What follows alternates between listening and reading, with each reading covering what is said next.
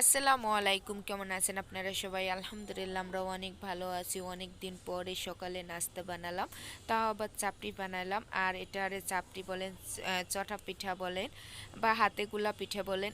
তো সেটাই বানিয়েছি শর্টকাটে। আমার মনে হয় এভাবেই চাপড়ি বানাইলে পরা সহজে বানান যায়। আর আমি বেশি এখন এই চাপড়ি বানাই, যেহেতু রিফান বাবু অনেকটাই কানাকাটি করে। রুটি বানাতে গেলে পরে অনেকটাই দেরি হয়, দেরি বলতে তারপরে অনেকটাই সময় নেয়, যার কারণে আমি মানে অনেকটাই সহজ হয় এই চাপড়িটা। আর এই চাপড়িটা রামিম আবার ডিম ভাজা দিয়ে খেতে খুবই পছন্দ করে। কালকের হাত ছিল ডাউল রান্না, তারপরে আছিল আলু ভাজা, এই দিয়ে দিলাম রামিমরে। আর হচ্ছে ডিম ভেজে দিলাম। আর ডিম ভাজা হলে পরে তো রামিমের আর কিছু লাগেই না, যেহেতু রামিম সকালে একদমই খেতে চায় না। আর ও যাবে স্কুলে, ভাবলাম যে ওর পছন্দের খাবার বানিয়ে দেই, ও একটু হলেও খাবে। ও যেহেতু খেতে চায় না, আর 12টায় যাবে আর আসবে এলো 4টে, তো ওর পেটও তো গরম হয়ে যাবে। টিফিনও নেয় না, যেহেতু ও টাকা নিয়ে যেয়ে পরে চিপ মানে হাবিজাবি খাবে, মানে ভালো কিছু তোর খায় না বাচ্চারা। যতই বলি বাসাতে বলে দেয় যে একটু ভালো কিছু খাবা, রুটি খাবা বা একটা কেক খাবা, ওরা তো আর ওইগুলো খাবেই না। ওরা খাবে লজেন্স, তারপরে চিপস, এগুলোই বেশি খাবে। মানে আমরা যেটা বলবো তার উল্টেটা ওরা করবে। তো যাই হোক, রামিমরে উপরে খেতে দিলাম। আর আপনাদের ভাইয়াও নিচে বসে খাচ্ছে রিফান বাবুর সঙ্গে। ওই সঙ্গে আমি একটু খেয়ে নেবো, যেহেতু আমারও আর খাওয়া হয় না। এরপরে রামিমের খাওয়া শেষ হলে পরে আবার রামিম স্কুলে যাবে, ওকে রেডি করতে হবে। রিফান বাবুর ওষুধও শেষ হয়ে গেছে, সেগুলিও আনতে যেতে হবে ফার্মেসি। একটা মার তো কত কাজ আছে, একটা মাই জানে। তো যাই হোক, সব কিছু শেষ করে রামিমরে স্কুলে পাঠিয়ে দিয়ে এখন চলে আসলাম রান্নার কাজে। তো আমি আগে থেকে কেটে কুটে গুছিয়ে নিলাম। আর আজকে আমার রান্না করতে অনেকটাই দেরি হয়ে গেছে।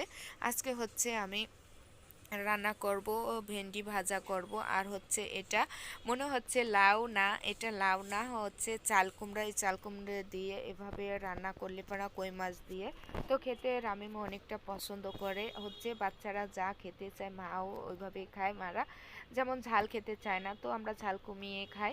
ওরা যেভাবে খায় ওইভাবে খেয়ে খেয়ে আমাদেরও অভ্যস্ত হয়ে গেছে। তো যাই হোক, বিসমিল্লার নাম নিয়ে কড়াইটা উঠিয়ে দিলাম। আর এই পাতলা তাওয়ায় আমার এইভাবে ভাজা পোড়া করতেও অনেকটা ভালো হয়, যেভাবে নাড়তে সুবিধা হয়। আর চুলে আমি চড়িয়ে দিলাম ওই যে আগে থেকে চাল কুমড়ে যে কেটে রাখছিলাম, তো সেটাও আমি সিদ্ধ বসিয়ে দিলাম। এই চাল কুমড়ে একটু সিদ্ধ করে ফেলে দিলে পারা ওর যে একটা গন্ধ সেটা বেরোয় যায়। তো যাই হোক, ওটা হতে হতে এদিকতে রিফান বাবু ঘুম থেকে উঠে গেছে, ওকে নেওয়ার জন্য চলে আসলাম। এদিক থেকেও ঘুম থেকে উঠেই তো এখন চিপ পেয়ে খাওয়া শুরু করে দিছে।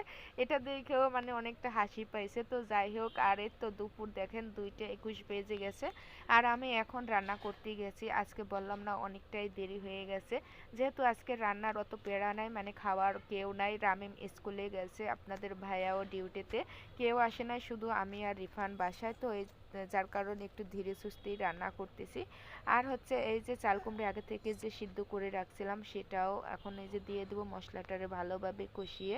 তো এখন নাইড়ে চেড়ে নেব। আর এভাবে নাইড়ে চেড়ে ভালোভাবে মিশিয়ে গায়ে গায়ে মশলাটারে লেগে তারপরে সুন্দর করে রেখে দেব। আর হচ্ছে নিচে আমি আগে থেকে ওই যে এই ভেন্ডি ভাজিটা দিছিলাম, তো সেটারে নামিয়ে আগে একটু মাছটা ভেজে নেব, যেহেতু তরকারিটা হতে সময় লাগবে না।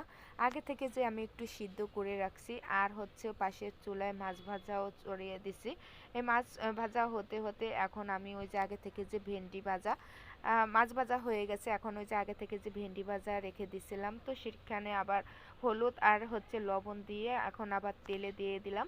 আর এদিকে রিফান তো ঘুম থেকে উঠেই অনেকটা কানাকাটি করতেছে, সে রান্না করতে দেবে না। যতই বলি যে আব্বু আমি কি রান্না করব না, বলে যে না না, ওর মুখ দিয়ে একবারও শুনলাম না তো যে যাই হোক, যে যেখান থেকে আমার ভিডিওটা দেখছেন ধৈর্য সহকারে, তাদের অনেক অনেক ধন্যবাদ। তো ভালো থাকবেন, সুস্থ থাকবেন, আল্লাহ হাফেজ, টাটা।